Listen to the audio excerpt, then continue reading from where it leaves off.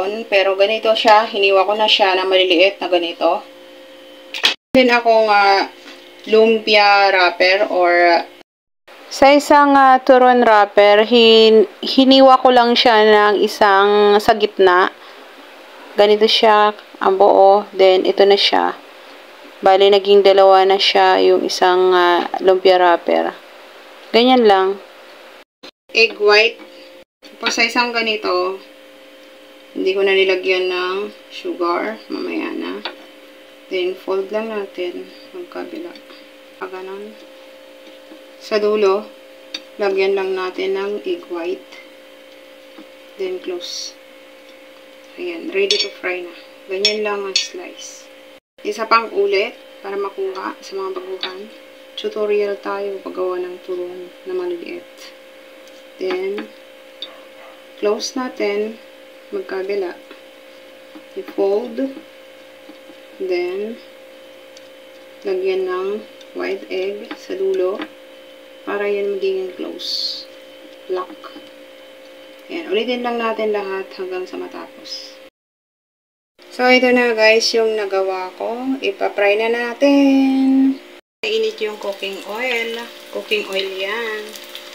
Reuse yan yung kalahati oil. Kasi unang oil ang lang fry yun. Tapos ito, dinagdagan ko na lang. Ayan. Pa-fry natin yan. Yan yung turon na maliliit. Nabibili yan sa school. Ganyan siya liit. May isang lugar na mabenta yung mga ganito. May tawag dito eh. Trending ito eh. Yung ganito kalalaki. Golden brown. Baliktarin lang muna natin ito. Tapos, set aside natin. Lahat babaliktarin. Ito. And pag na ganyan na siya, korting ano na siya, yung nag-sticker na, hinaan na natin yung apoy. Then, lalagay na natin yung ating niluto. Lagay na natin yung ginawa nating turon. Ayan. Surin lang talaga lahat mahalo. Ayun!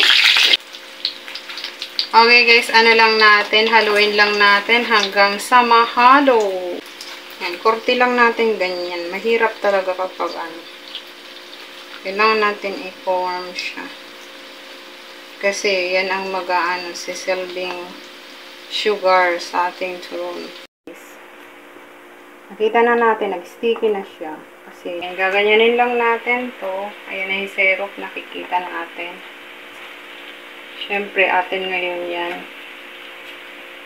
Ibabawan natin yan. Set aside na natin. Ayan, set aside na natin to. Okay.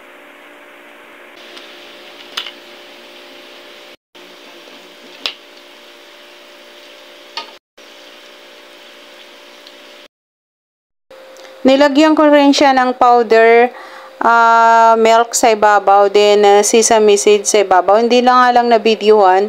Then sobrang sarap niya guys. Promise, gawin nyo to.